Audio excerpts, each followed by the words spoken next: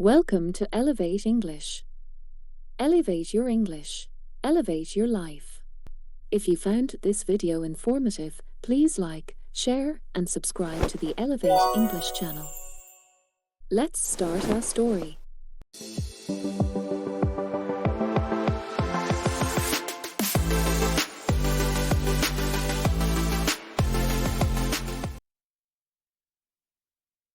The Artisan's Melody. In the heart of the sleepy mountain town of Valencia, a cobblestone street twisted its way through rows of charming, ivy-clad shops. At the end of the lane stood an unassuming music workshop called Echoes of the Past.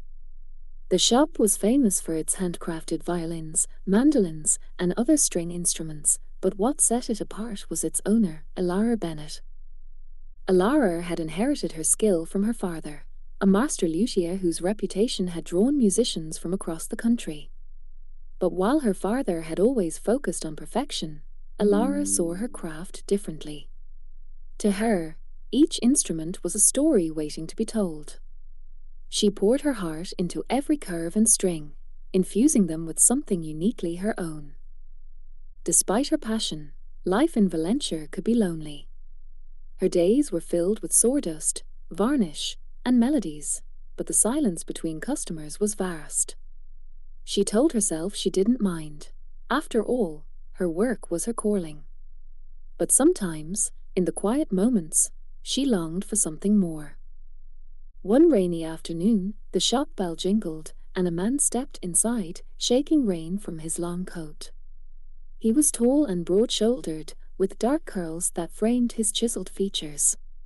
His presence seemed to fill the room, and Alara looked up from her workbench, startled. "Sorry to intrude," he said, his voice deep and warm. "I saw your sign. Do you sell mandolins?" "Yes," Alara replied, wiping her hands on her apron. "Are you a musician?" "Sort of," he said with a sheepish grin. "I'm a traveler, really. But I've always wanted to learn." Alara raised an eyebrow. "Mandolins aren't exactly beginner instruments. I like a challenge." Intrigued, Alara led him to the wall where her instruments hung, each one polished to a mirror-like shine. The man reached out, his fingers brushing the strings of a mandolin carved with intricate floral designs. "This one," he said, his tone reverent. "It's beautiful." "It's one of my favorites," Alara admitted. "I call it the Wanderer." The man chuckled. "Fitting. It's coming with me." After making the purchase, he introduced himself as Callum Reid, a writer, an adventurer who had been traveling the world in search of stories to tell. Alara was struck by his easy charm and the way his eyes seemed to light up when he spoke. "You'll have to come back and let me know how the mandolin works out," she said as he left. "I'll do better than that," Callum replied with a grin. "I'll play it for you." True to his word, Callum returned weeks later. Though his playing was far from perfect, there was a raw, unpolished beauty to it that resonated with Alara. Afterward, they shared tea in the workshop, and Callum told her about his travels, trekking through jungles, sailing across stormy seas, and sleeping under stars in far-off deserts. "Why Valencia?" Alara asked, leaning forward. Callum shrugged, a small smile tugging at his lips. "Sometimes, the best stories are in the places you least expect." Their connection deepened with each visit. Callum would bring her sketches of faraway places, and Alara would show him her latest creations, explaining the inspiration behind each design. Together, they began composing music, Callum plucking out melodies on the mandolin while Alara played her violin. But as the seasons changed, Alara felt a quiet dread creeping into her heart. Callum was a wanderer, and wanderers never stayed in one place for long. One evening, as they sat by the fire in the workshop, Alara finally voiced her fears. "You'll leave, won't you?" Callum's expression softened. "That's the thing about wanderers," he said. We're always searching for a place to call home. I think I might have found mine. Alara's heart skipped a beat, but she didn't let herself believe it.